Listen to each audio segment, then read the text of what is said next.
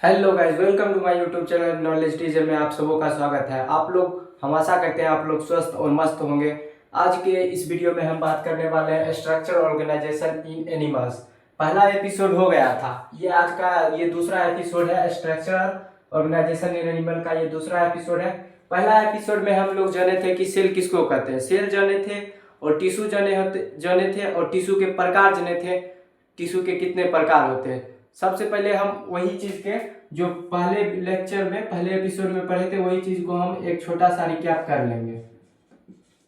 सबसे पहले हम जानेंगे सेल। सेल के बारे में जाने थे, the structural and functional unit of life are known as cell, उसको हम कोशिका कहते हैं। उसके बाद हम जाने थे टिश्यू। टिश्यू किसको कहते हैं? The structural and functional unit of organism with intercellular space are known as tissue. और ये भी जाने थे, सबसे पहले सेल बनता है, सेल के बाद फिर टिश्यू बनता है, टिश्यू टिश्यू के बाद ऑर्गन बनता है, टिश्यू के बाद ऑर्गन बनता है, ऑर्गन के बाद ऑर्गन सिस्टम बनता है,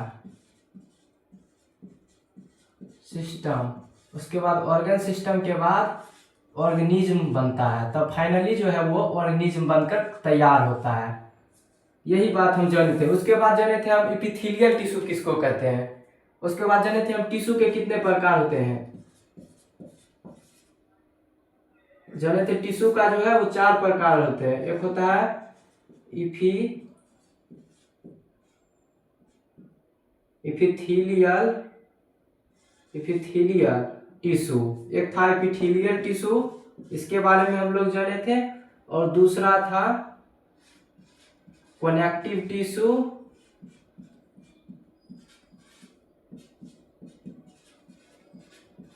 तीसरा था मस्क्यूलर टिश्यू,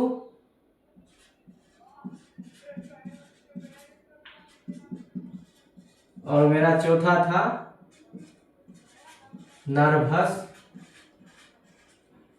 टिश्यू।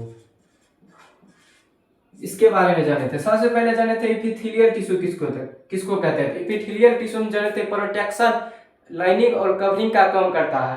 यानी कि इसमें पहले सबसे पहले जो इपिथेलियल में कवरिंग होता है। कवरिंग कवरिंग किधर से होता है? कवरिंग बाहर से होता है। और लाइनिंग जो है वो अंदर से होता है। अंदर से जो चीज होता है उसको लाइनिंग कहते हैं, और बाहर से जो है, बाहर से जो कवर किया जाता है उसको कवरिंग कहते हैं। उसके बाद जाने थे कनेक्टिव टिश्यू।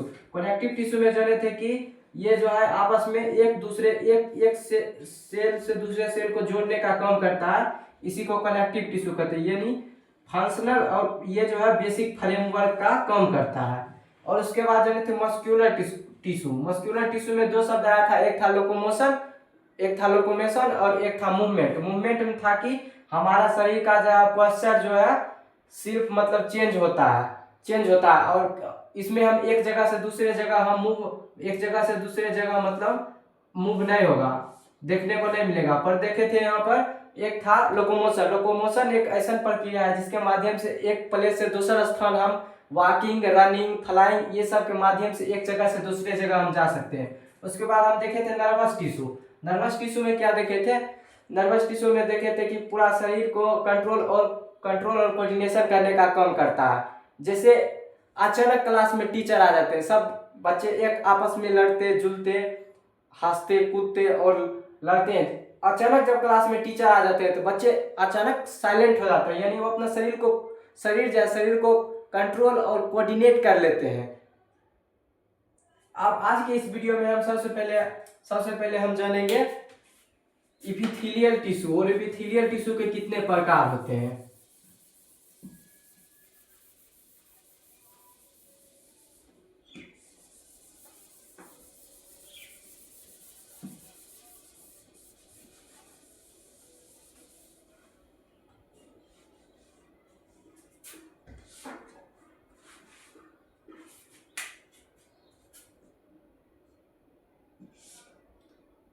और इपिथेलियल टिश्यू में ऐसे मतलब बतलाया गया था करके, इसके बीच में जो है एक न्यूक्लियस रहता है।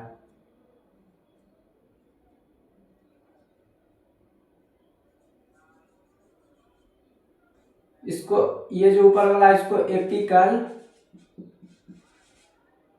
स्टेम कहते हैं। और ये नीचे वाला है जो बास्कल, ये जो नीचे वाला है उसको हम बास्कल, ये जो नीचे वाला है इसको हम बास्कल सरफेस कहेंगे। और ये जो है ये फ्री स्पेस होता है। एपिकल स्टेम वो फ्री स्पेस होता है। ये है। अब इसी के बारे में हम सबसे पहले जानेंगे कि एपिथेलियल टिश्यू जो है, एपिथेलियल टिश्यू के 2 प्रकार होते हैं।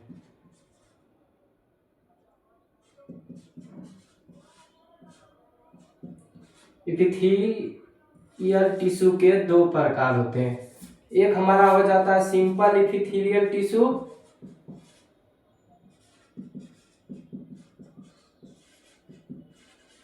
दूसरा हो जाता है हमारा कंपाउंड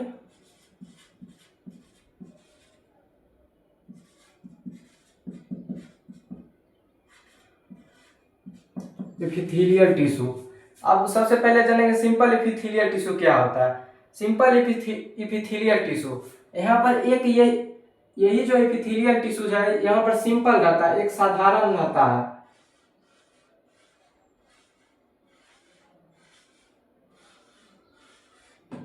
ये हमारा हो गया सिंपल एपिथेलियल टिश्यू, यानी कि यहाँ पर हम कह सकते हैं यहाँ पर मतलब सिंगल लेयर रहता है, सिंगल लेयर रहता है। और जब हम बात करेंगे जब कंपाउंड एपिथेलियल टिश्यू के बारे में, तो कंपाउंड एपिथेलियल टिश्यू जो है यहाँ पर ढेर सारा लेयर रहता है।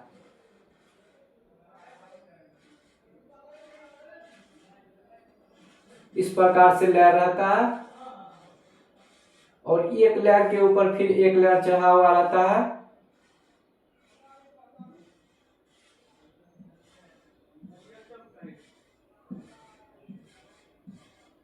और इस लेयर के ऊपर भी एक लेयर चढ़ा हुआ रहता है।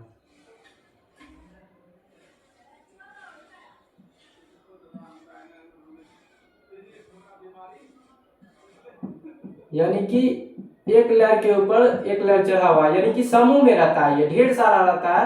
यानी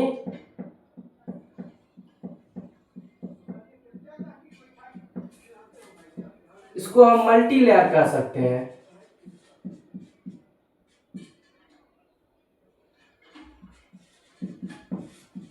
यहाँ पर जाने थे simple epithelial tissue, simple epithelial में देखे थे सिंपल लेयर था और कंपाउंड एपिथेलियल में मल्टी लेयर था।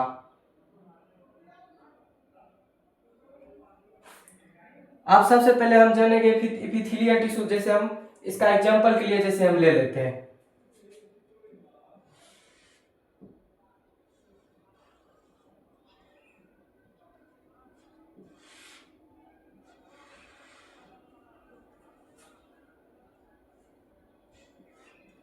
जैसे यहाँ पर हम बॉडी का एक स्ट्रक्चर तैयार कर रहे हैं।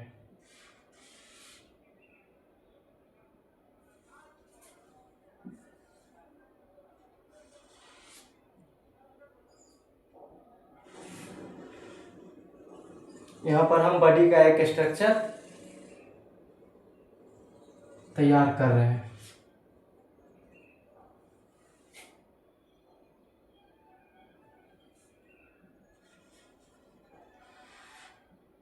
इस तरह से। और यहाँ पर जो ये जो दिख रहा है एपिथेलियल टिश्यू, इस तरह का एपिथेलियल टिश्यू इस तरह का होता है। तो यहाँ पर जो है एपिथेलियल टिश्यू, जैसे ये हमारा है हैंड है, यहाँ पर इस तरह से एपिथेलियल टिश्यू रहेगा।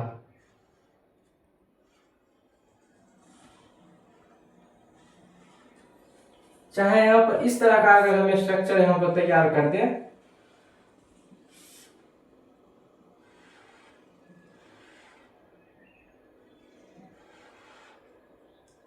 तो इसके अंदर में जो है एपिथेलियल टिश्यू इस तरह का रहेगा।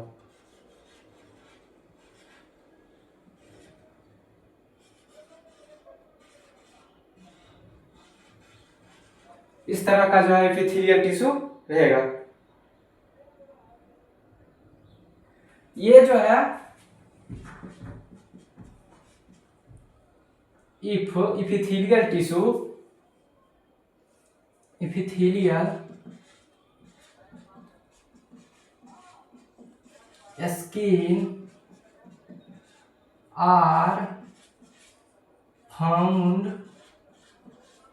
यानी कि ये जो है इपिथेलियल स्किन, ये इन्वायरमेंट की तरफ जो है, इन्वायरमेंट की तरफ पाया जाएगा। यहीं पे इसको लिखेंगे, epithelial tissues, epithelial skins are found towards, sorry skin होगा, स्किन्स टुवार्ड्स द इन्वायरमेंट,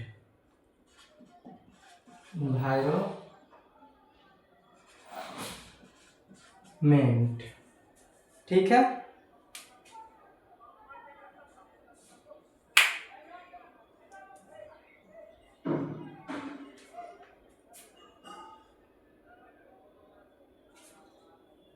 ये जो फ्री सरफेस है, फ्री सरफेस में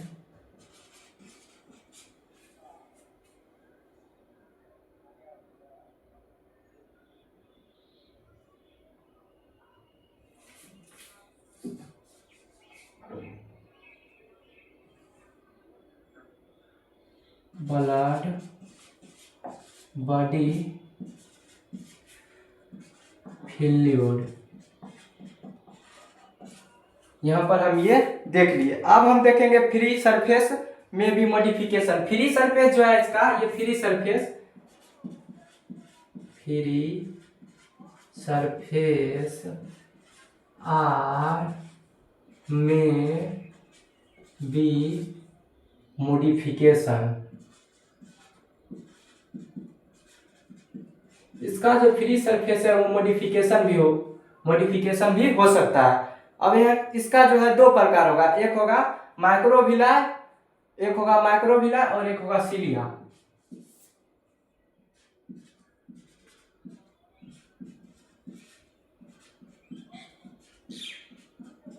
पहला हो गया मेरा माइक्रोविला और दूसरा यहाँ पर हो जाएगा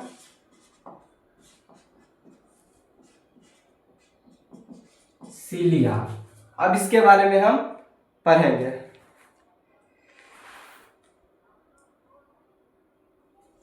इसका जो स्ट्रक्चर है वो इस प्रकार से रहता है।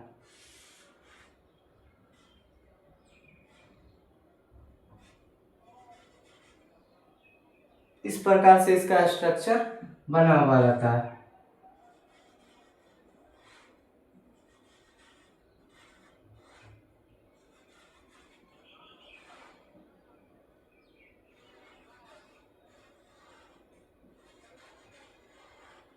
इस प्रकार से जो है इसका स्ट्रक्चर बना हुआ रहता है और इसके बीच में एक जो है न्यूक्लियस रहता है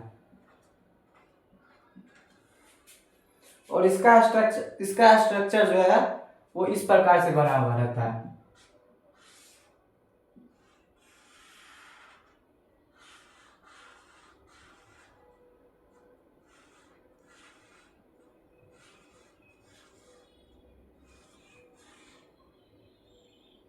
ऊपर में हेयर लाइक स्ट्रक्चर आता है।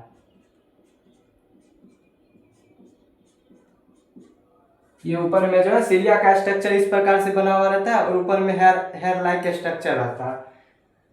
तो यहाँ पर लिख देंगे hair like structure,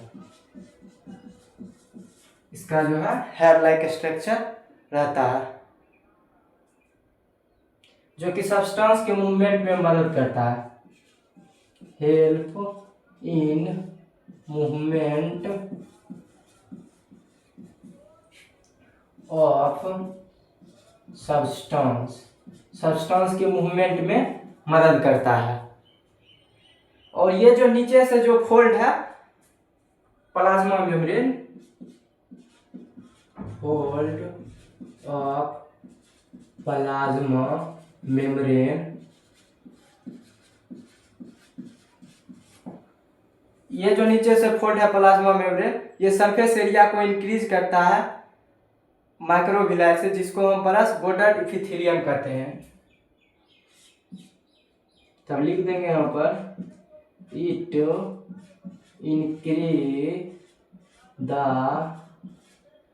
surface area, it increase the surface area and form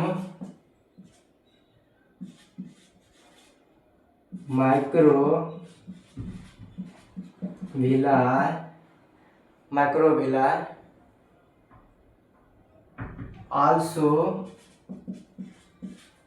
called as brush epithelium।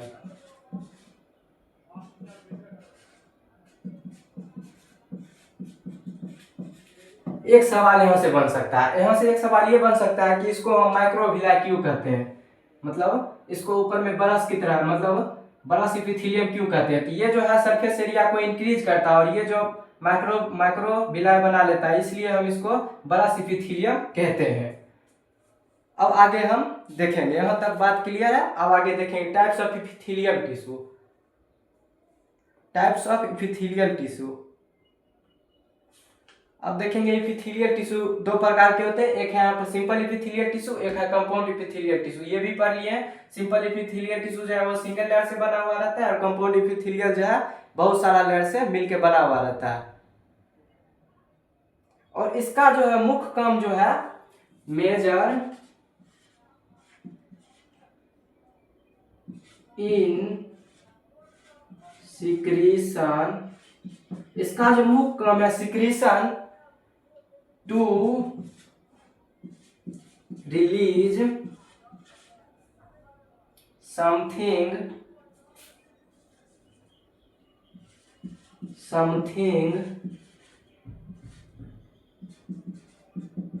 filtration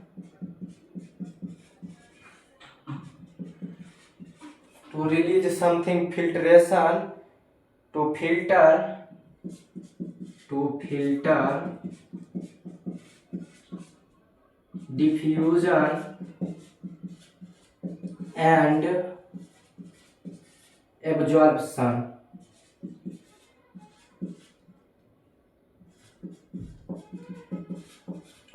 इसका जो मुख्य काम होता है वो रिलीज करता है, जैसे कुछ चीज जैसे हो गया फिल्ट्रेशन करता है, फिल्टर करने का काम करता है, डिफ्यूजन और एब्जॉर्प्शन करने का काम करता है। यहाँ पर दो शब्द आया, एक है डिफ्यूजन और एक है एब्जॉर्प्शन।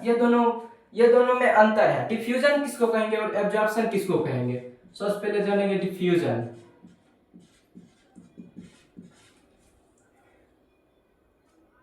जब कोई भी substance when any substance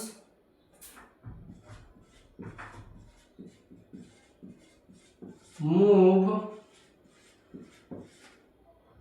lower concentration,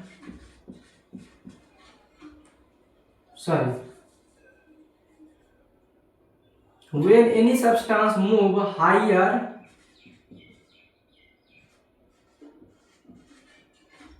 concentration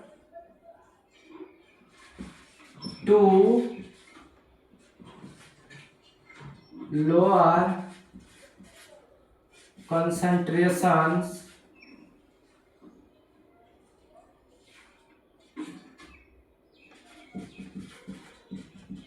are known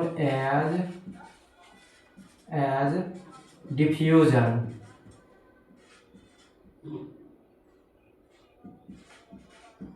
जब कोई भी सब्सटेंस है, जब वो हायर कंसंट्रेशन से लोअर कंसंट्रेशन की ओर जब जाएगा तब उसको हम कहेंगे डिफ्यूजन। और एक है यहाँ पर एब्जॉर्प्शन। एब्जॉर्प्शन का मतलब क्या होता है, इसको हम एग्जांपल के माध्यम से समझेंगे। एब्जॉर्प्शन किसको कहते हैं?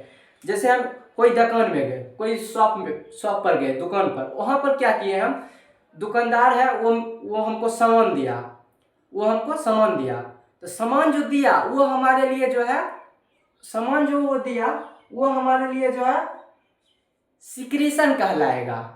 सामान देना मतलब सिक्रीशन कहलाएगा। वो अपने जो अंदर से जो है कुछ निकाल के दिया, वो सेक्रीशन कहलाएगा। इसके बदले जो हमसे पैसा लेगा, हम पैसा देंगे उसको, वो जो है एब्जॉर्प्शन कहलाएगा। यानी कि जब शरीर में, उसी प्रकार जब शरीर में कोई भी सब्सटेंस जब शरीर से बाहर जब जाता है, बाहर जब निकलती है, एक्सक्रीट करता है, तो उसको हम कहते हैं सेक्रीशन। और जब कोई भी सब्सटेंस जब शरीर के अंदर जब इंटर करता है, तो उसको हम एब्जॉर्प्शन कहते हैं। और दूसरा यहाँ पर, ये था पहला मेजर रोल। अब है दूसरा major role.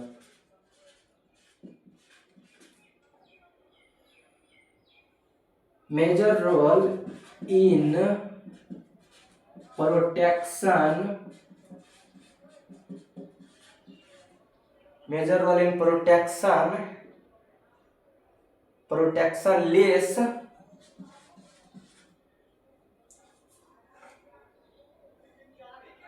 Role in secretion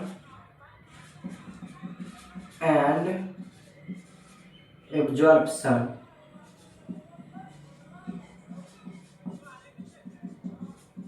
यहाँ पर दो टर्म के बारे में आप समझ गए हैं, समझा दिए। एक था यहाँ पर एक है सेक्रीशन और एक है यहाँ पर एब्जॉर्प्शन। सेक्रीशन के टर्म को आप समझ गए हैं। जब कोई भी सब्सटेंस जो है शरीर से बाहर निकालना, कोई भी सब्सटेंस चाहे कोई भी केमिकल जब शरीर से बाहर जब निकलता है, वो हमारे लिए जो है वो सेक्रीशन कहलाता है। जब हम कोई भी सब्सटेंस जब हम शरीर के अंदर लेते हैं, जब अंदर जब हम लेते हैं, तो वो हमारे लिए जो है एब्जॉर्प्शन कहलाता है।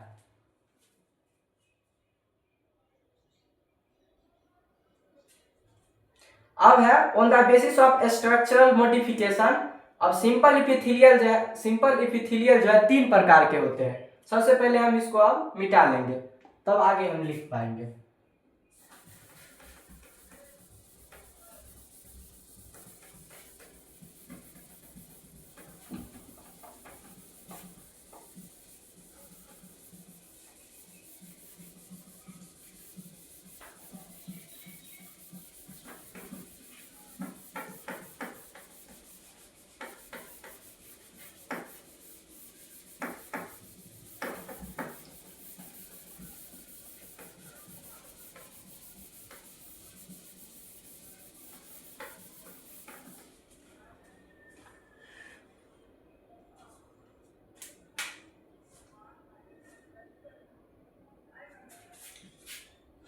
On the basis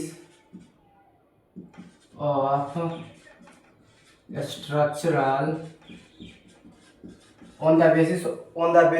structural modification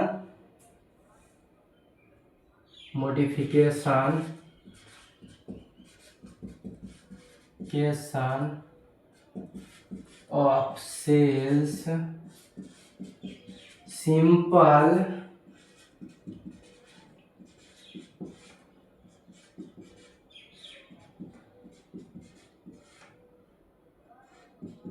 epithelials are of 3 types।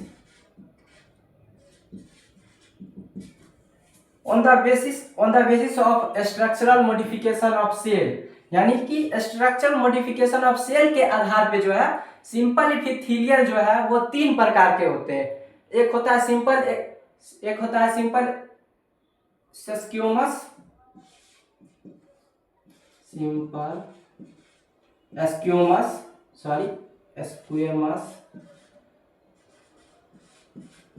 है सिंपल क्यूबाइडल, एक हमारा हो जाएगा सिंपल क्यूबाइडल, तीसरा हमारा यहाँ पर हो जाएगा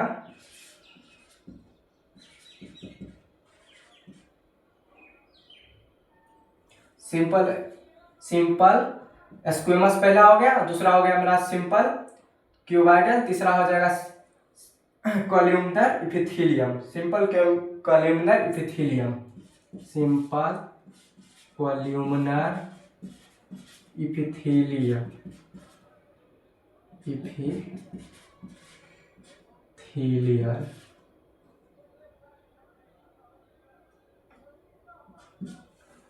अब सबसे पहले एक एक करके तीनों के बारे में जानेंगे कि सबसे पहले जानेंगे सिंपल स्क्वेमस किसको कहते हैं। सिंपल स्क्वेमस जो है उसका जो है फ्रंट व्यू जो है इस प्रकार से रहता है, ये गिरा हुआ रहता है, इस प्रकार से गिरा गिरा हुआ ये दिखने में लगता है, और इसके बीच में जो है एक न्यूक्लियस रहता है। ये जो है फ्रंट व्यू हो गया, फ्रंट व्यू हो गया ये सिंपल स्क्वेमस का। ये सिंपल स्क्वेमस है उसका फ्रंट व्यू हो गया। इसका जो सेल है, सेल जो है फ्लैट रहता है, सेल्स आर फ्लैट, इसका सेल्स जो है वो फ्लैट रहता है। उसके बाद इसका जो न्यूक्लियस है वो सेंटर पे रहता है। The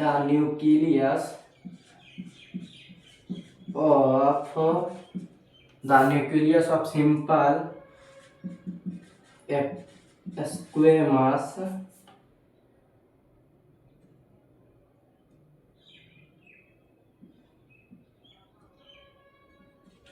the nucleus of simple squamous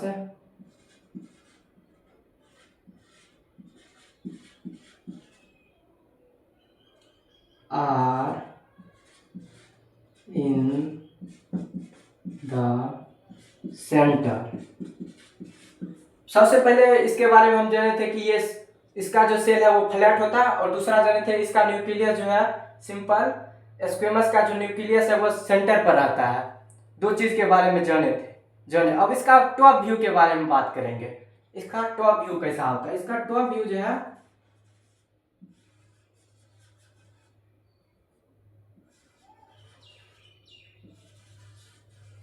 इस प्रकार से इसका टॉप व्यू होता है। टॉप व्यू जो है सेल्स जो है इसमें अपीयर होता है, दिखाई देता है। टाइल्स सेल्स जो है यहाँ पर टाइल्स और पिलर की तरह, टाइल्स और फ्लोर की तरह दिखाई देता है। यहाँ पर cells are appear like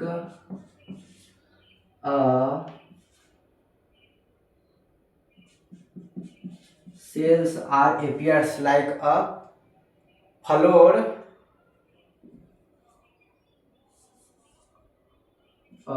tiles on floor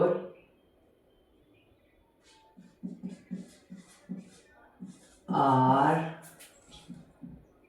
यहाँ पर जगह है, यहाँ पर लिखना पड़ेगा,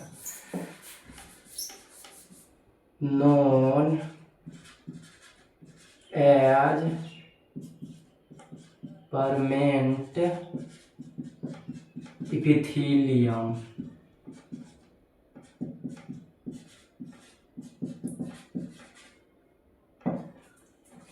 Cells are appears are tiles or on floors are known as permanent epithelium, इसको हम कहते हैं। इसका जो बाउंड्रीज होता है इरेगुलर होता है। इसका जो ये बाउंड्रीज होता है इरेगुलर होता है।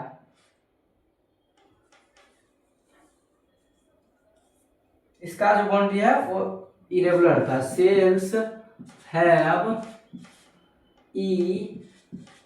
इरेगुलर बाउंड्रीज, इसका जो है बाउंड्री वो इरेगुलर होता है। ये इतना तो जान गए। अब इसके बारे में आगे जानेंगे। इसका फंक्शन जो होता है सिंपल स्क्वेमस का function diffusion and absorption. Simple squamous का जो है फंक्शन रहता है वो डिफ्यूजन और एब्जॉर्प्शन करने का काम इसका होता है, कार्य होता है। अब इसके बारे में आगे जानेंगे। एल्वियोलाई जो है वो लंग्स में होता है।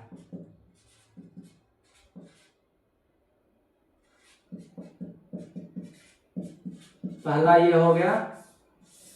उसके बाद दूसरा जो है इसका हो जाएगा आर्टरी वेन और कैपिलरीज रहता है, आर्टरी वेन और कैपिलरीज, आर्टरी वेन्स एंड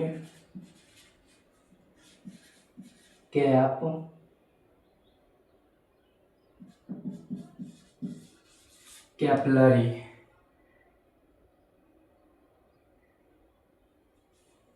जैसे यहाँ पर हम एक डायग्राम बनाते हैं,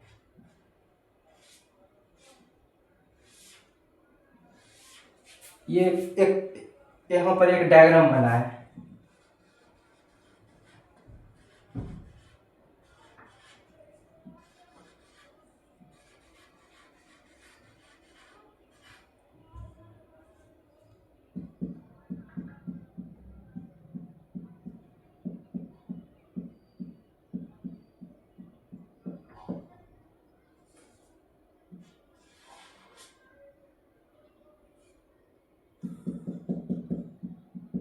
इसको जो है इसको अल्वियोलाई कहेंगे।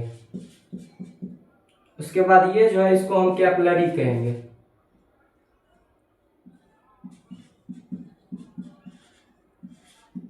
कैपिलरीज, ठीक है। अब आगे आगे की ओर प्रस्थान किया जाए।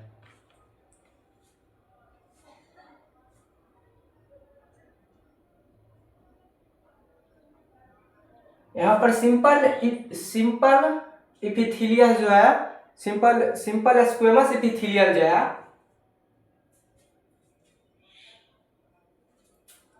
Simple squamous epithelium, simple squamous epithelium जो है इसको ब्लड वेसल जो है, इसका ब्लड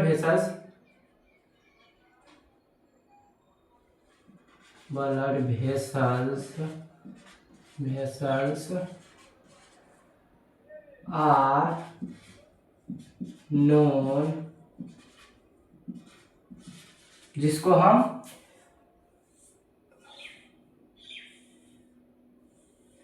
इंडोथीलियम कहते हैं।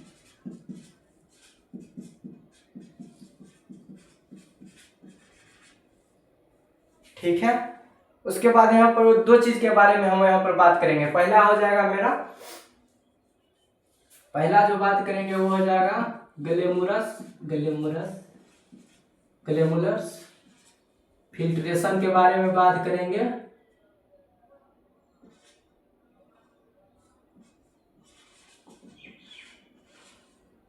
और दूसरा बात करेंगे वोमेन्स कैप्सूल के बारे में, जो कि दोनों ही पाया जाता है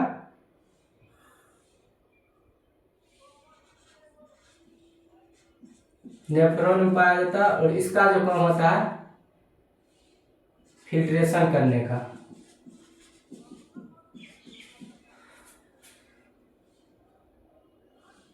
इसको हम फिल्ट्रेशन कैपिलरी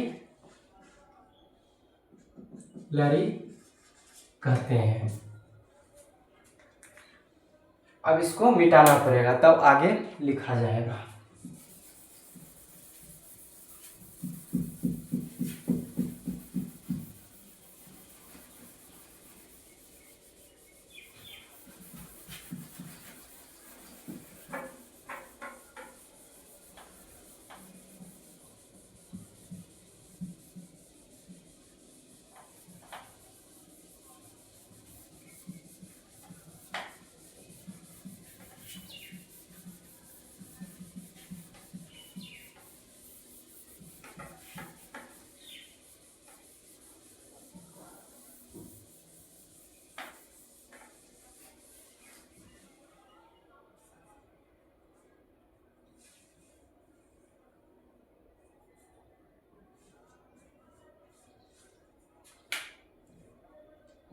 इस प्रकार का कप की तरह स्ट्रक्चर होता है।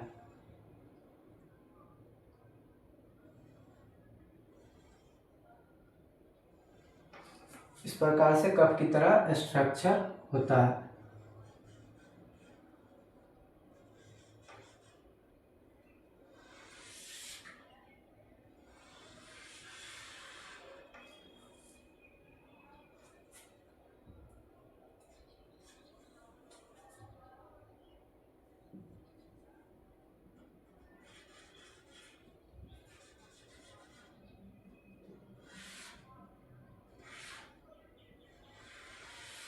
इस तरह का जो है स्ट्रक्चर होता है। और यहाँ पर एक होता है, यहाँ पर एक होता है कैप्सूल की तरह, इस तरह का बीच में यहाँ पर होता है। ये हो गया मेरा Bowman's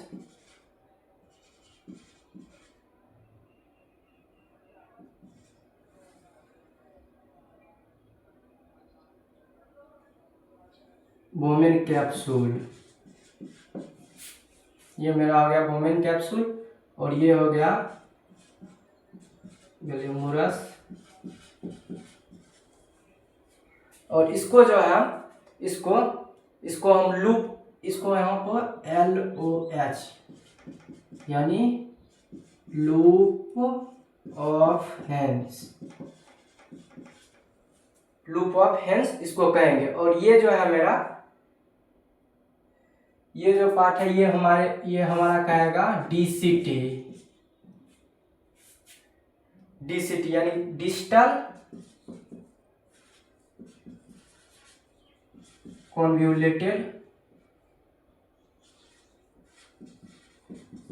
convoluted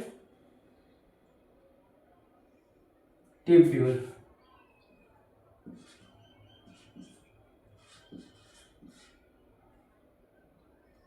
digital convoluted tubule हाँ। और ये जो है हमारे लिए, ये नीचे वाला ये हमारे PCT कहलाएगा, यानी कि प्रोक्सिमल कॉन्वोल्यूटेड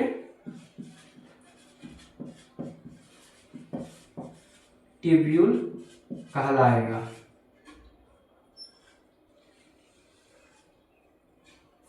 ये डायग्राम किसका था? तो ये डायग्राम फिगर जो है नेफ्रॉन का, ये पूरा फिगर है।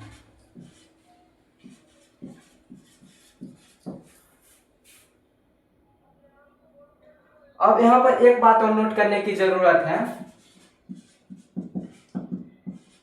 स्क्वेमस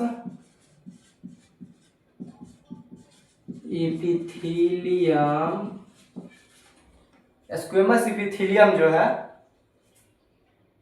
इसका एपिकल मेरिस्टेम जो है, एपिकल सरफेस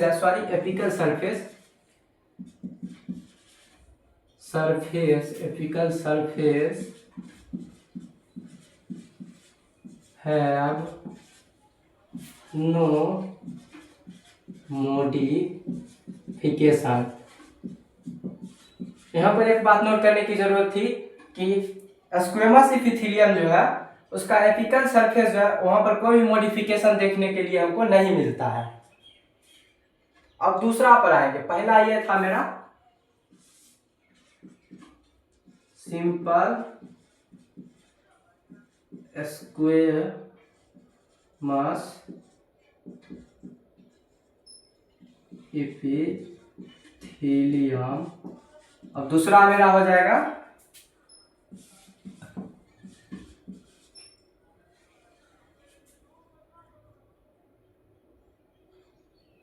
दूसरा जो है मेरा यहां पर हो जाएगा वो क्यूबाइडल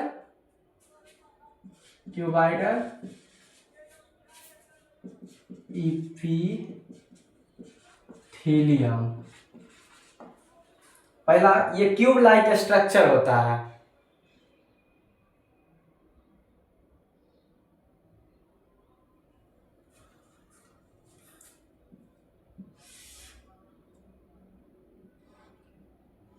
इस प्रकार से इसका स्ट्रक्चर होता है।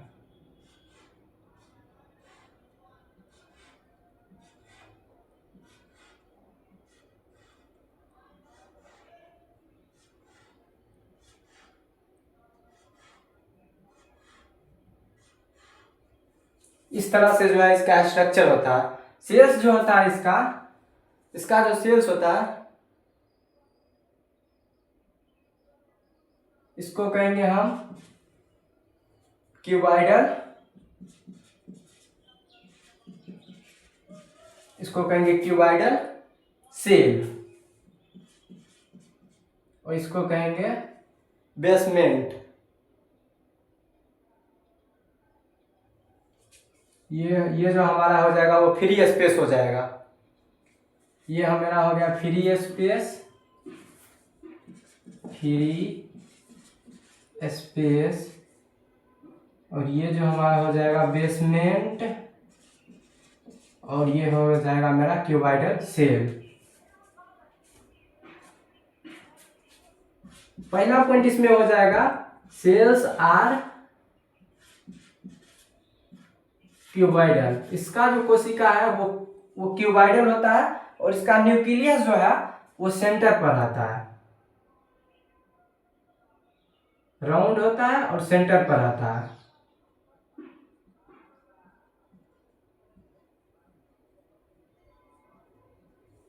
लिखेंगे nucleus are round in shape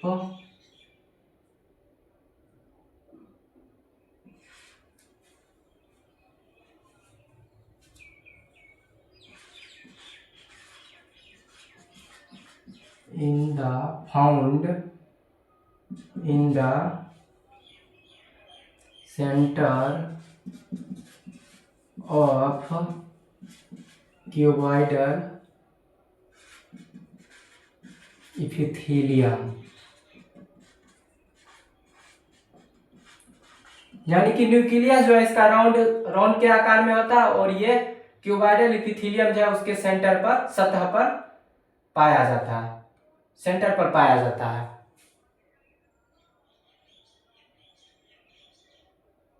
अब सिंपल क्यूबॉइडल इपिथेलियम देखेंगे। Simple cuboidal epithelium, simple cuboidal epithelium जो है वो 3 प्रकार के होते हैं। पहले इसको हम इधर से मिटा लेते हैं।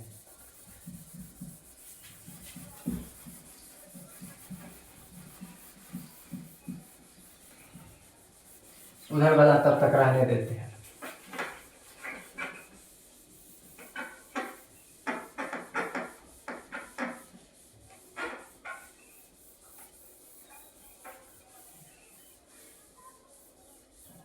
यानी सिंपल क्यूबॉइडल इपिथेलियम जो है वो 3 प्रकार के होते हैं।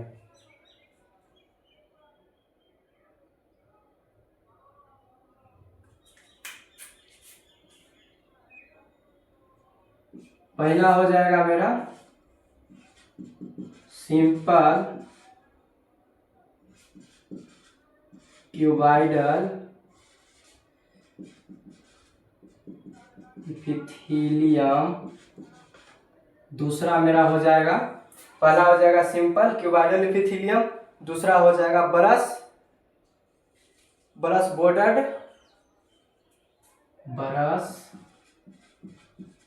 Bordered cuboidal epithelium.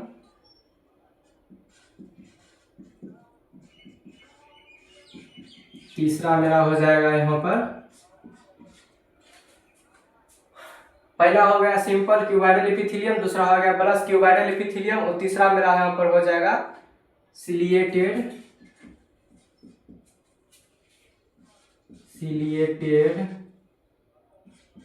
क्यूबॉइडल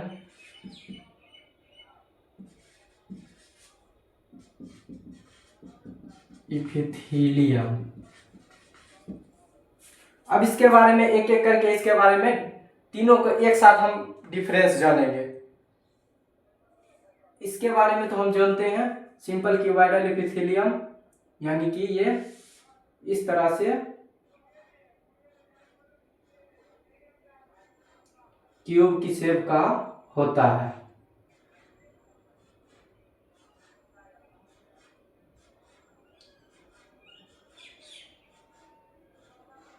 और इसके सेंटर पर जो है वो न्यूक्लियस पाया जाता है।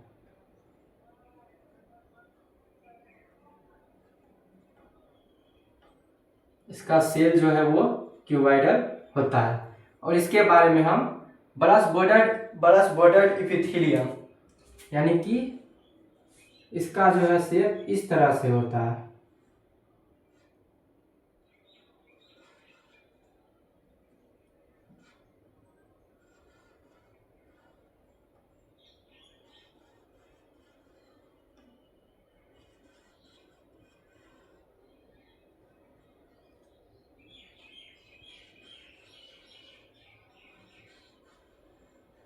इस तरह का जो है इसका शेप होता है।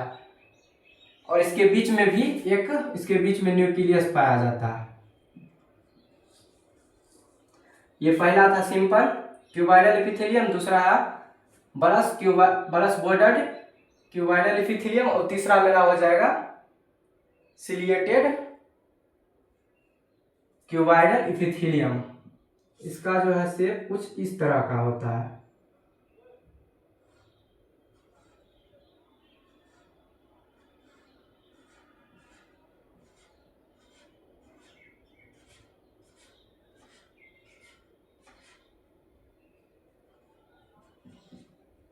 और ऊपर में इस तरह का स्ट्रक्चर होता है।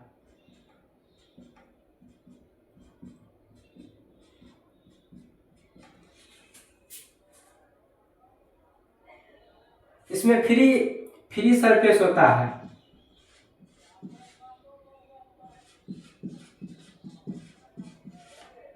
बट नोट, इसका मॉडिफिकेशन नहीं होता।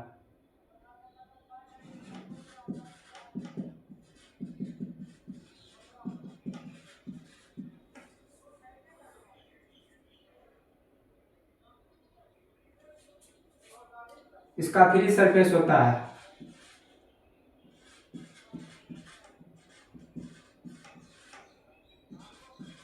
जिसको हम माइक्रो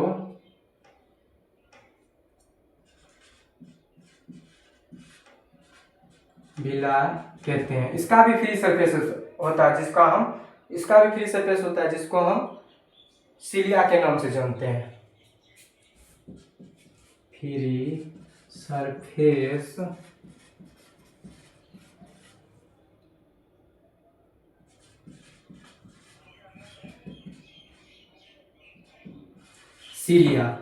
सिलिया के नाम से हम जानते हैं। अब इसका फंक्शन के बारे में जानेंगे। सेक्रीशन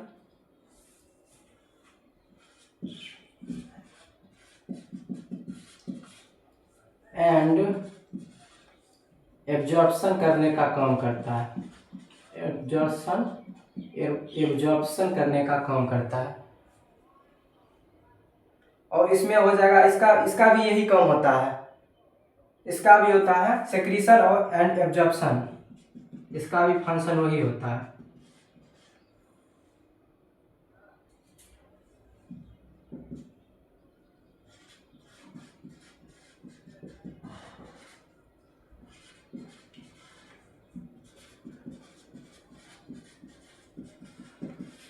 पर इसका दोनों का फंक्शन सेम होता है, पर उसका फंक्शन जो होता है सिलिएटेड क्यूबॉइडल एपिथेलियम का जो फंक्शन होता है वो ये दोनों फंक्शन से डिफरेंट होता है।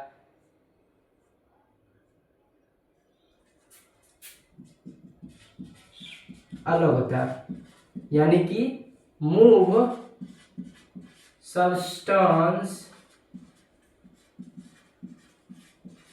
In only one direction.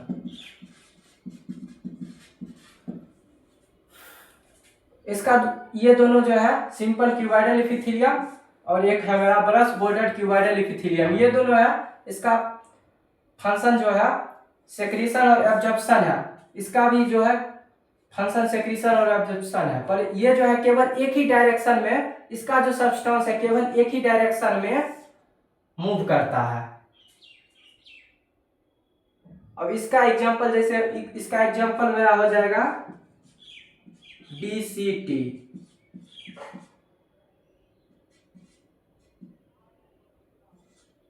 Digital convoluted tubule. और इसका जो एग्जांपल मेरा हो जाएगा, इसका एग्जांपल जो मेरे पास हो जाएगा वो हो जाएगा PCT, प्रो मिक्सर कॉन्वोल्यूटेड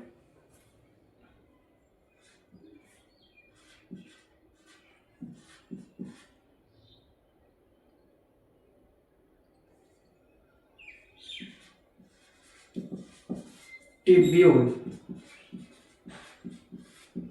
इसका एग्जांपल हो जाएगा। और इसका जो एग्जांपल हो जाएगा वो होगा स्मॉल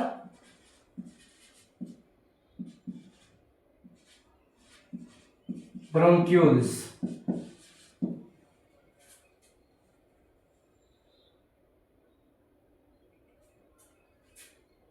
जैसे यहां पर स्मॉल ब्रोंक्यूल है, जैसे एक तरह से पेड़ जो है वो नीचे से जो है वो ज्यादा, मतलब उसका जो तना है वो कम फैला हुआ रहता है, जब ऊपर जब जाता है और बड़ा भी रहता है, जब धीरे धीरे जब वो जब ब्रांचिंग होता है, जब अलग अलग भाग में जाता है, उसका जो है एक तना जो है वो धीरे धीरे जो है पतला होते हुए चला जाता है, मतलब पतला हो जाता है। उसी प्रकार यहाँ पर भी है स्मॉल ब्रोंक्यूल्स। पहले ट्रेकिया जो है ट्रेकिया होगा, उसके बाद ब्रोंकाई होगा, उसके बाद लार्ज ब्रोंकाई के बाद जो है यहाँ पर स्मॉल ब्रोंकाई होगा। जैसे यहाँ पर एक स्ट्रक्चर ऐसे करके बनाए हम, इस तरह से स्ट्रक्चर होगा, उसके बाद एक इधर ब्रांचिंग कर देंगे, उसके बाद एक इधर ब्रांचिंग हो जाएगा,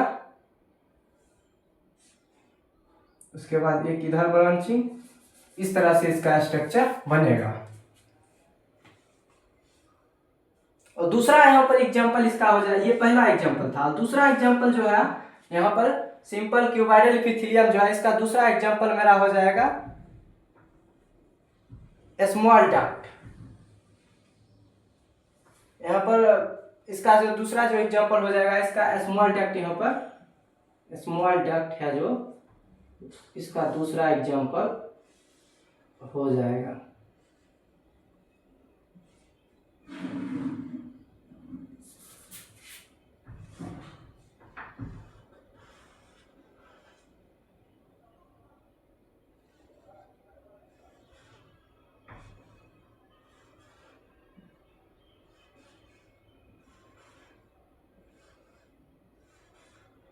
इस तरह से इसका स्ट्रक्चर बनेगा।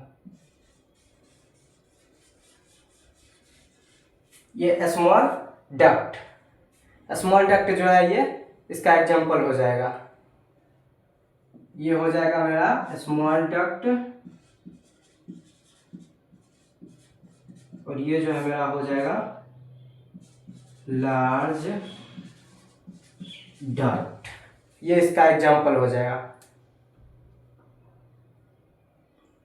इसी के साथ, इसी जोश और इसी उम्मीद के साथ इस वीडियो को यहीं पे करते हैं समाप्त। मिलते हैं अगले वीडियोज में अगले टॉपिक के साथ। तब तक के लिए जय हिंद, जय भारत।